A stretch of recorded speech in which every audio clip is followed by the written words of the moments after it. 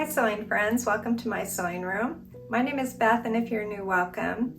I'm working on some items for a fundraiser, and I thought I would share with you the one I'm doing today is a table runner here using a quilt block that I just shared about, so I'll leave a link below on this shooting star quilt block. And I only used 6 blocks to make this beautiful table runner. It was really easy to put together. I'll also be giving the fundraiser a couple of Christmas stockings, and I did share about how to make these a while back, so I'll leave a link below on how to do this. Let's get started.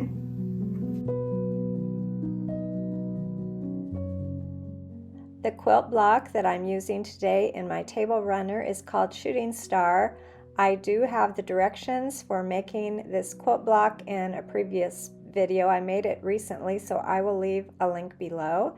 It uses some half square triangles and also some squares, and all of my squares and half square triangles are 2 inches.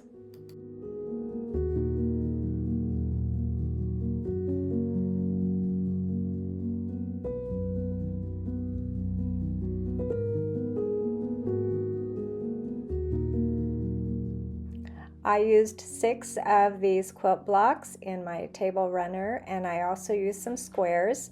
So I cut the squares the same size as my quilt block. This quilt block should measure 6.5 inches. When I pressed my blocks and measured them, they measured 6 3/4 inches, so I'm not sure if my 1/4 inch seam was off or my cutting was off, but since they were all the same size, I cut all of those alternate squares 6 3/4 inches so that everything would fit together nicely.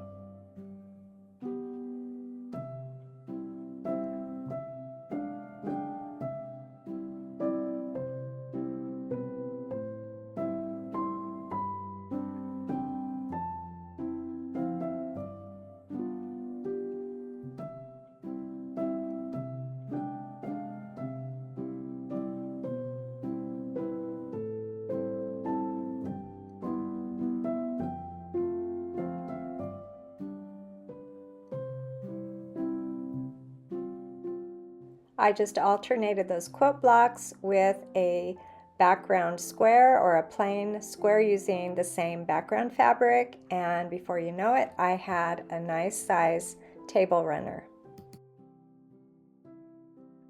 My table runner measured 12.5 inches by 36 inches long. I had some smaller pieces of batting that I wanted to use up, so in order to join them, I pulled out my mother-in-law's old sewing machine that has a zigzag stitch, and it was real easy to pull this out and just put those 2 ends together, those 2 straight edges. I did cut the edges of the batting so that they would be nice and straight, and then I used a big zigzag stitch and I stitched the two pieces together.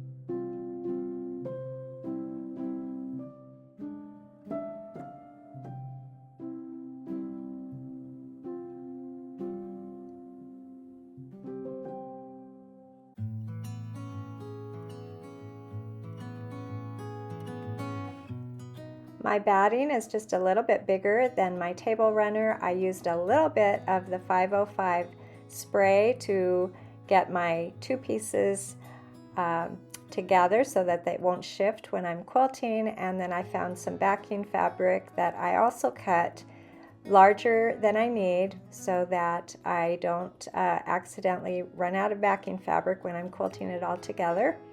And then I also sprayed the batting, and I used just a little bit of this 505 spray so that my fabric does not shift on that batting.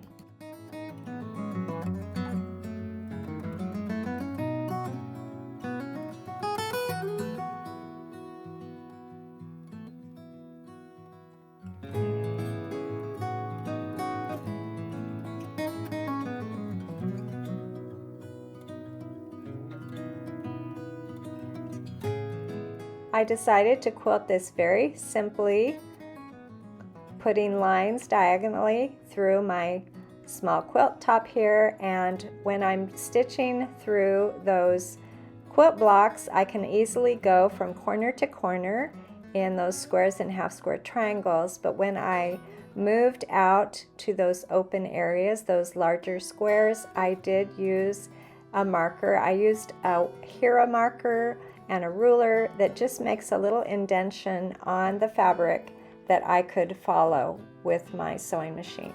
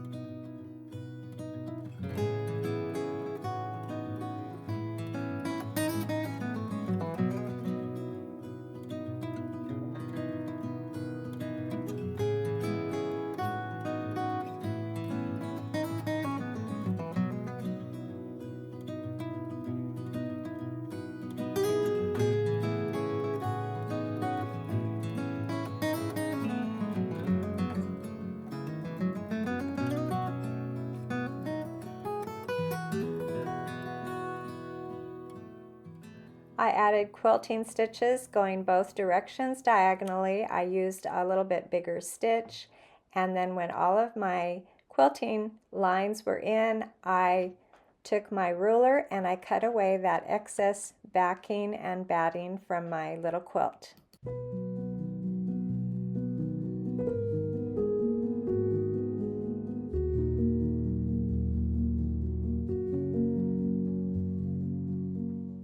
cut strips of binding 1 3/4 inches from the same fabric that I used in my quilt, that soft background fabric, and I am making a long piece of binding by putting right sides together at a right angle like this and then sewing from corner to corner.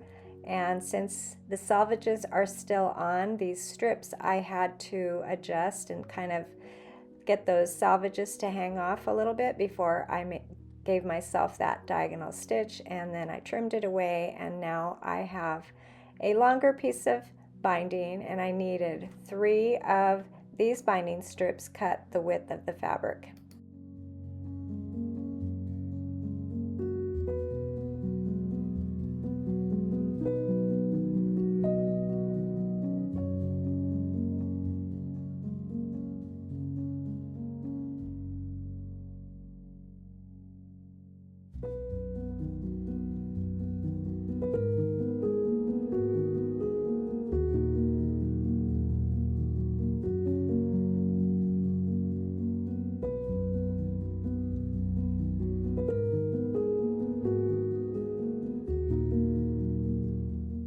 I'm going to begin on one of the sides of the quilt, and I cut away that little piece of selvage on the end, and I folded down that binding strip. I made a little triangle fold, and I will sew all the way around with this binding, and when I get to where I started, I'll lay the end over that fold, and I'll show you that in just a minute.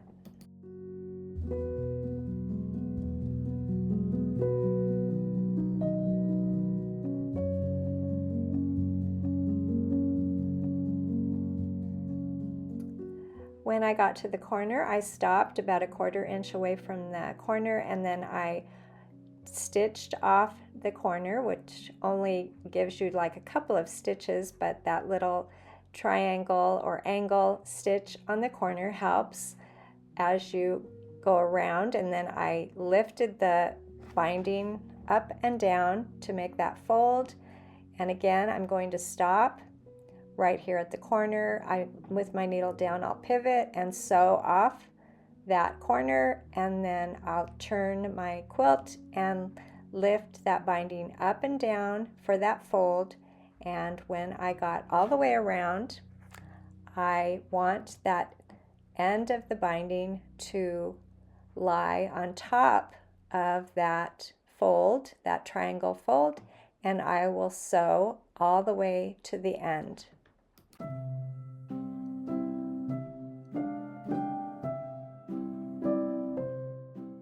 When I turn my binding around to the back side, all of my raw edges will be inside, and what I did for this little quilt is I pinned all the way around, and then I hand stitched around that binding on the back.